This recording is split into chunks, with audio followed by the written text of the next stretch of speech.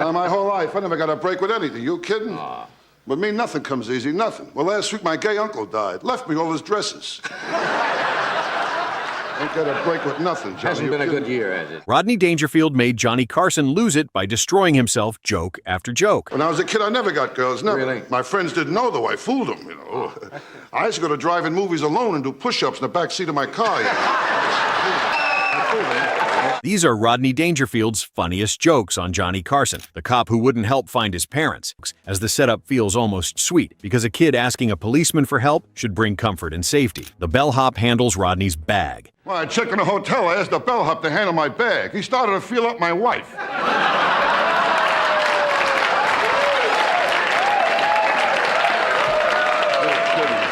I said to him, I said, hey, buddy, who told you could play around my wife? He said, everybody.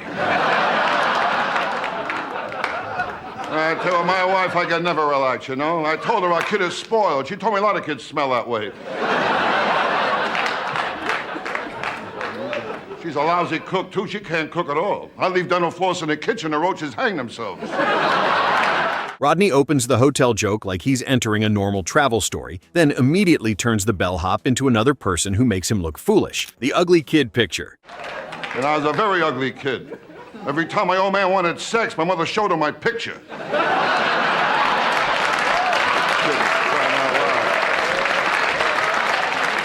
I was a very ugly kid. In my sandbox, the cat kept covering me up all the time, you know? Well, when I was a kid, nobody was nice. I was 6 years old. I found out there's no such thing as Alpo baby food.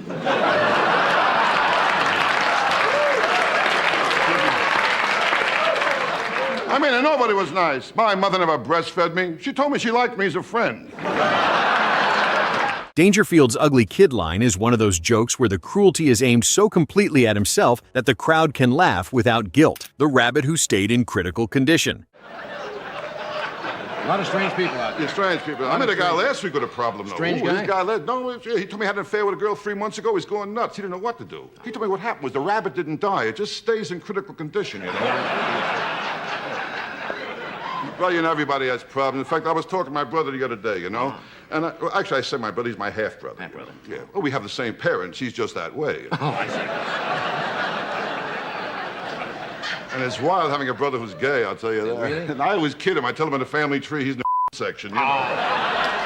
Rodney's rabbit joke has a strange old-fashioned setup that depends on the audience recognizing his delivery and casual confidence. I love sports music and one of my kids. Rodney makes parental affection sound like a multiple-choice question he barely passed, as the line gets a huge laugh because the list begins normally then turns mean at the very end. My mother liked me as a friend. I tell you, since I'm a kid, women always gave me a hard time. My mother never breastfed me. She told me she liked me as a friend.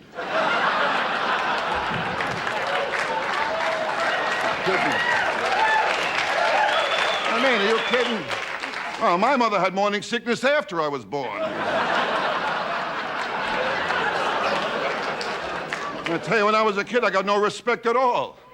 You kid, no respect from anybody. You kidding? Rodney reaches back into childhood and makes rejection sound like it began before he could even understand it, as the joke works because breastfeeding is supposed to be one of the most basic forms of care, but he turns it into a romantic brush-off, the zombie bartender line. Are you kidding? I know I'm ugly. I asked the bartender to make me a zombie. Told me God beat him to it. Well, I'll tell you know when you're ugly, all right? Well, Halloween, my wife sends the kids out dressed like me. I mean, I'll tell you the whole story, all right? The whole story, okay? All right. I mean, you know when you're ugly. Well, last Halloween, a kid tried to pull my face off. And my kids, they flip a coin to see who has to kiss me goodnight. And I was an ugly kid, too. I told my old man, never took me to the zoo. He said, if they want you, they'll come and get you. Rodney walks into the ugly jokes with a line that works because it makes a bartender another person who instantly disrespects him, saying he asked for a zombie, and the bartender told him God already beat him to it, making the joke brutal because the bartender isn't reacting to a drink order anymore, but treating Rodney's face like the finished cocktail. Now, last week I told my wife I needed a home improvement loan. She gave me $1,000 to move out. I'll tell you, my wife, there's always something, you know? Well, the other day I called her up. I said to her, honey, I've been thinking about the last time we had sex. I'm getting excited. She said, who is this? I'll tell you, my wife, she never went for me. Well, the first time I called her up, she told me, come on over, there's nobody home. I went over, there was nobody home. Johnny's audience laughs because the insult arrives from a stranger in a totally ordinary setting, while Rodney's delivery makes it stronger because he sounds like he expected bad service, but still got something worse. The word zombie gives the joke its visual punch, making the audience instantly picture the drink and the monster at the same time, while the 1983 Carson moment preserves this joke during Dangerfield's extended ugly run, demonstrating his gift for turning self-deprecation into vivid imagery that sticks in viewers' minds. My wife, she drives me nuts. Oh, she was afraid of the dark, she saw me naked, now she's afraid of the light. No, I tell you, that's all right, that's okay. I tell you, actually, I shouldn't tell jokes about my wife. I mean, she's attached to a machine that keeps her alive, the refrigerator. A simple bar order becomes a theological insult about divine intervention, while the bartender's quick wit makes Dangerfield's ugliness feel like common knowledge rather than personal opinion. The cabbie takes him where the action is. No, I tell you, nothing goes right, you know. Well, yesterday was a beauty. I asked the cab driver, where can I get some action? He took me to my house.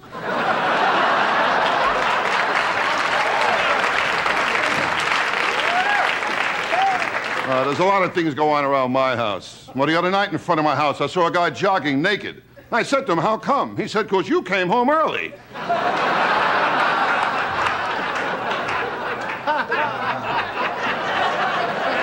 I mean, I tell you, my house, I can never relax. I got a kid home, he's getting worse. I got a real mean kid, you know. But he scotch tapes worms to the sidewalk, then watches the birds get hernias. Rodney starts this like a lonely guy chasing nightlife, then makes the cab ride turn into a direct insult against his own marriage, as he tells the cabbie to take him to a woman who can show him a good time, making the punchline land when the cabbie takes him back to Rodney's own place. Now, my neighborhood, that's getting worse, too. I live in a tough neighborhood, you know. My neighborhood, you see guys bowling overhand.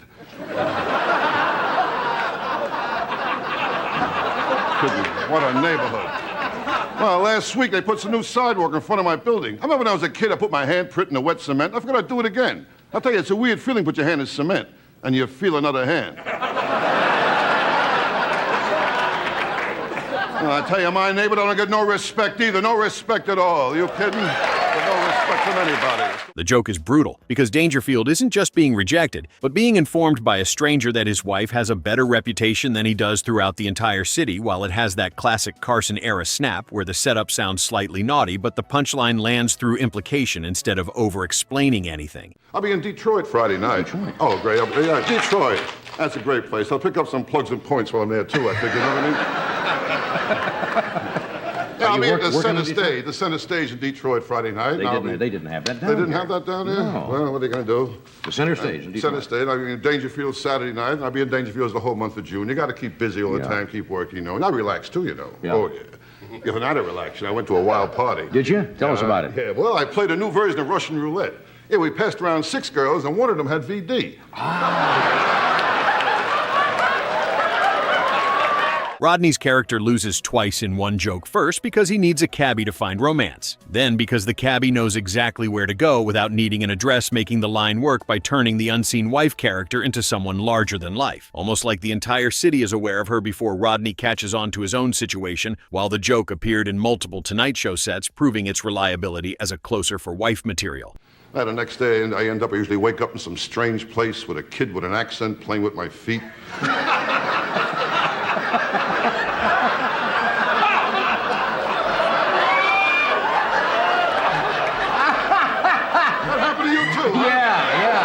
Kids today are bad. Well, kids today got to watch out for drugs, though. I tell you, very bad with drugs. So many kids are using cocaine. Cocaine is very big, you know. I mean, kids today, they don't want to read about Snow White. They want to shove it up their nose, you know. Kids, you know. There's always something. New generations. So my dog, too, she gives me trouble. Your dog? Yeah. I got a female dog, you know. I tried to mate her. She wants 50 biscuits.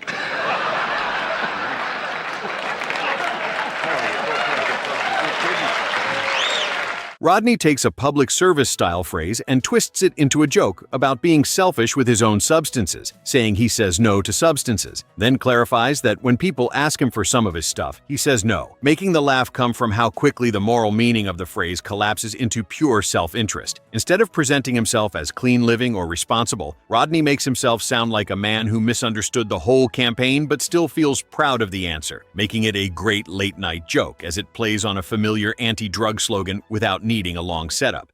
Man, I can't take the pressure, Johnny. It's bad for my health. How is your health? Now it's time for health. Health. You been to your doctor my lately? friend, Dr. Vinny Boombox. Yeah, that's the one, Dr. Vinny Boombox. My health is bad, very bad. You're kidding, very bad. I'm not a kid anymore. I'm getting old. Yeah. I know I'm getting old. Well, my last birthday cake looked like a prairie fire.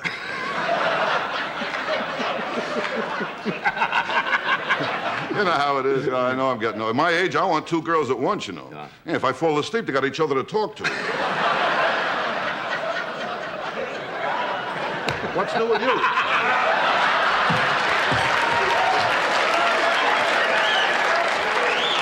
The deadpan quality matters because he doesn't wink at the audience, but lets the wording reveal the trick on its own, while the 1979 Tonight Show appearance includes this line showing Rodney's comfort with edgier material during Carson's more permissive late 70s era. The joke works because it subverts expectations about public service messaging in the simplest way possible, as Dangerfield positions himself as both a substance user and possessive hoarder refusing to share. The punchline depends entirely on misdirection through the word no doing double duty in one sentence, while Carson's audience appreciated the wordplay because it felt smart without being complicated or preachy. The line also fits Rodney's persona of a man who always misses the point of social norms while thinking he's following them perfectly, showing how his character could turn virtue signaling into accidental confession. Johnny Carson spent 30 years hosting comedy legends, but Rodney Dangerfield's jokes hit different because he turned every bartender, bellhop, cabbie, and family member into proof that the world was actively conspiring against him, making audiences laugh at a man who couldn't catch a break, even from strangers or his own mother. These 9 jokes show why Dangerfield owned Carson's desk by making humiliation sound like the most natural thing in the world, delivered so fast you barely had time to feel bad before the next punchline landed. Which joke made you laugh the hardest? Drop your answer below and subscribe for more classic Carson comedy that proves nobody delivered one-liners quite like Rodney Dangerfield.